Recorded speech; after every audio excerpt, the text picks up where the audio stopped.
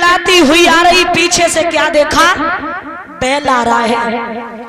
जब बैल को महाराज देखा है, ध्यान रखना, तो वो गाय और बैल, उनके पीछे एक काला कल्लूटा चांडाल उन्हें मारता हुआ रिदेरता हुआ आ रहा था। वो था कौन? परीक्षक जी। परीक्षक जी देखा कौन सा टिक बचाल लगाए रहे थे, हिसाब किताब जोड़ रहे थे, जो गाय और बैल आ रहे थे उनके पीछे उन्हें मारता हुआ भागता हुआ कौन आ रहा था? वो कौन था?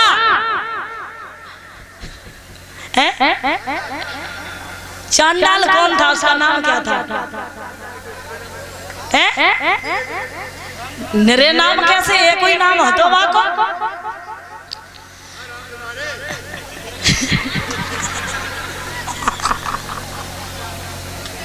बेजा कह दे कुआं में जा आप गिर जाइए, मैंने कह दी राम मतलब मैंने कह दी राम दुलारे, तुमने बताया दी राम दुलारे ना मतलब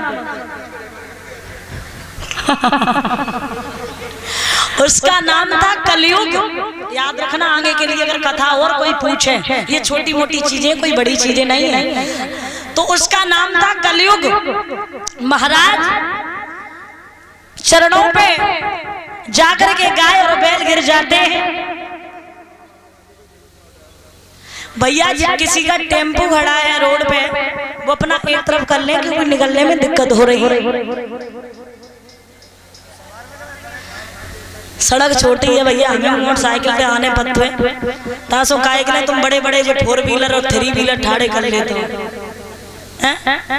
हमारे नेता जी तो आए बिन्ने का नहीं, उन पे ठाड़ी करी, देखो बिन की गाड़ी कहाँ ठाड़ी, और तुम अपनी 3 व्हीलर ले आते हम ठाड़ी कर देते।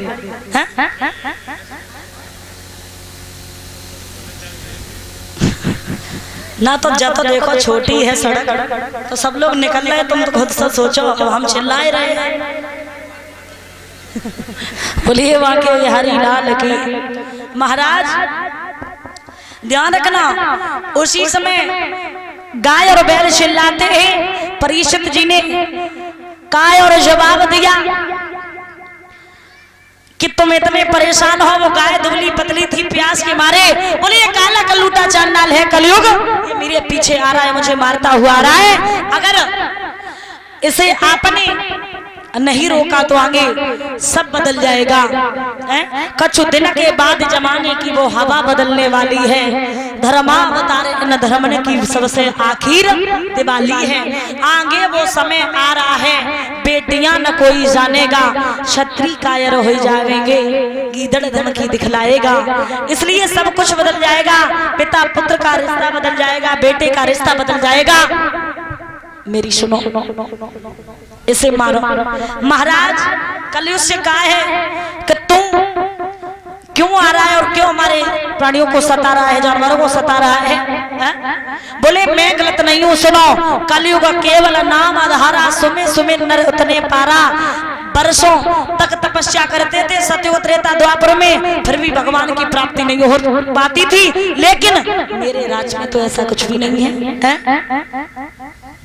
मेरे में तो ऐसा कुछ भी नहीं। बोले तेरे अंदर गुड़ तो कुछ है ही नहीं, अब गुड़ ही अब गुड़ है। अगर गुड़ अब गुड़ की बात करो महाराज तो सुनो, राजन दुनिया एक सी नहीं, दाने के अंदर गुण भी है। अगर किसी चीज पे गौर करो तो गुड़ भी है, अब गुड़ भी है। याद रखना, क्योंकि कस्तूरी में दोष जो बरंग लाई है, और सोना में दोष जो सुगंध नाय लाओ है। राम में दोष जो सुपड़ खा की नाक कटाई, रावण में दोष जो सीता को हरि लाओ है। अहिल्या में दोष जो इंद्र संग भोग किया, इंद्र में दोष जो चोरी से घुस आओ है। फिर महाराज तुम काहे को पागल बने, अरे एक दोष हरिणी हरि एक में लगाओ है। महाराज क्यों पागल बने? गुड़ और अवगुण तो हर किसी के अंदर होते, दुनिया एक सी नहीं है, इसलिए अगर इच्छाएं आपकी मारो या छोड़ो। बोले तू अपनी इच्छा के अनुसार नहीं रहेगा। बोले फिर कैसे रहे? बोले मैं बताएंगे बाहर रहेगा। तो कहा है कि सुन, जिस जगह जुआ की बाजी हो, झूठी कपोलियां चलती हो, बेस्याएं जहां निवासिन हो, मद की चालियां उमड़ती हो, जिस जगह ना दुर्गा मान रहे ना हरि का कोई ध्यान रहे, जिस जगह सूर्य की कांत रहे, बस वही तेरा स्थान रहे चाह। बोले तो आपने कोई आराम की जगह नहीं दी, अच्छी जगह नहीं दी, ऐसी जगह दे दी। तो बोले जा तू सोने में निवास कर। धातु नामम अस्सु कांचनम, धातुओं में सबसे सर्वश्रेष्ठ सोना है। देर नहीं की, महाराज परीक्षित के सिर पे जो मुकुट था, जो उसी में निवास कर जाता है, और जब निवास कर जाता है तो बुद्धि भ्रष्ट हो जाती है। महाराज लिखाए कनक कनक ते सौगुनी मादिकता अधिकाय, और बा पाए बोराते और बा खाए बोरात। एक कनक का अर्थ है धतूरा और एक कनक का अर्थ है सोना। अधिक सोना पाने से भी आदमी पागल हो जाता है, धतूरा खाने से भी आदमी पागल हो जाता है। ध्यान रखना महाराज। तो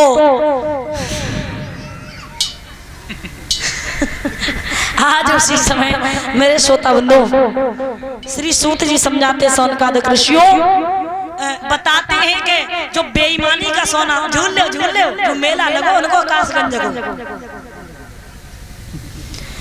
बेईमानी का सोना होता है, उसमें कलयुग का निवास होता है। इसका मतलब है परीक्षित जी का मुकुट बेईमानी का था। हाँ, इनके बाबा भीम जरासंध से युद्ध करने के लिए गए थे, वो मुकुट ले आए थे, उसी मुकुट में आज कलयुग निवास कर गया।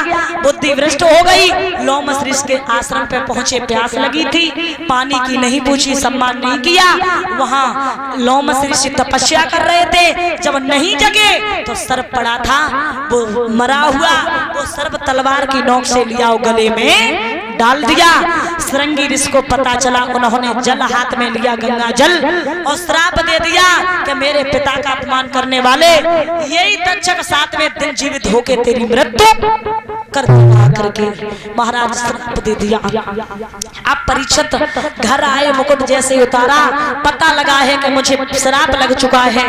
अब बड़े परेशान हैं। इधर एक दिन की बात है, भोले बाबा पहुंचे, मैया पार्वती बैठी है, देवर्षि नारद पहुंचे, पूछने लगे मैया एक बात हमें बताओ कि तुम्हारे जो भोले बाबा है उनके गले में मुन्नों की माला, वो सर किनके? बोले ये तो मुझे भी नहीं पता। जवाब दिया अब की बार अगर आए तो पूछना जरूर। भोले बाबा आए, बोले महाराज ये बताइए आपके गले में मुन्नों की माला, ये सर किनके? बोले ये सर तो तुम्हारे ही है। बोले हम इतनी बार मर चुके हैं? बोले हाँ। और आप नहीं मरे? बोले हम तो अमर हैं। आप अमर हैं तो हम अमर नहीं हो सकते। बोले अमर हो जाओगी, अमर कथा सुनोगी तो। बोले सुनाएगा कौन? हम सुनाएंगे। और कौन सुनाएगा? तो बोले आप सुनाओ, हम अमर होना चाहते हैं। बोले हम अमर कथा सुनाएंगे तो क्यों? अगर मैंने कथा सुनाई, मैं कथा सुनाते समय इतने विभोर हो जाते हैं, मुझे खुद तन का ख्याल नहीं रहता है, बीच में हुकरा भरती रहना। बोले ठीक है। निर्जन वन में ले गए जहाँ कोई नहीं था, पार्वती कथा सुनने लगी, सोते सोते निद्रा आ गई। जब निद्रा आ जाती है तब वही एक तोता अंडा पड़ा था, उसमें पड़ रहा था। उसने विचार किया है कि अगर मैंने यहाँ हुकरा ना भरा तो भोले बाबा शायद कथा सुनाना बंद कर देंगे। वो तोता खुद हुकरा भरने लगा। जब हुकरा भरने लगा, आवाज चेंज हुई। भोले बाबा ने विचार किया कि कौन है? पार्वती। एकदम से पार्वती जगी, महाराज आंख लग गई थी। इसका मतलब हुकरा कौन भर रहा था? बोले मुझे नहीं पता, मुझे लग रहा है मेरा चोर छिपा इस वन में। देखा तोता ने कि शुक्र ने देखा कि मेरी अब मौत हो जाएगी, अब तो हमें यहाँ से भागना चाहिए। त्रिशूल हाथ में लिया भोले बाबा ने, वो शुक्र वहां से उड़ा। जैसे उड़ा है तो देखा कि व्यास की पत्नी छत्र पे अपने केसों को सुखा रही है। जमाई आई जैसे ही जमाई आई सूक्ष्म रूप रख के पेट में चला गया। भोले बाबा पहुंचे, बोले तुम्हारे घर में मेरा चोर छुपा। बोले हम तो यहीं थे, चोर कहाँ से घुस गया। तब तक पत्नी आई, कहने लगी महाराज इतना तो मुझे भी पता है कि मेरे पेट में कोई सूक्ष्म रूप रख के चला गया, पता नहीं कौन था। बोले यही मेरा चोर है। बोले पत्नी का पेट फाड़ो। बोले पत्नी का पेट नहीं फाड़ेंगे, कौन फाड़ सकता है, मेरी पत्नी मर जाएगी, पेट नहीं फाड़ेंगे हम। 1 वर्ष नहीं, 2 वर्ष नहीं, 12 वर्ष तक इंतजार किया। 12 वर्ष बाद महाराज कहा है कि अब तुम ऐसा करो, पुत्र बन के जन्म ले लो। तो आवाज आई कि मैं पुत्र बन के जन्म तो ले लेंगे, ये पूरा संसार पहले निर्मोही बने। कुछ क्षण के लिए पूरा संसार निर्मोही बना, तब हुआ जन्म सुखदेव भगवान का। जब जन्म हुआ है, पैदा होते ही होते भाग खड़े हुए। माँ ने कहा मैं तुम्हारी माँ, पिता ने कहा मैं तुम्हारा पिता।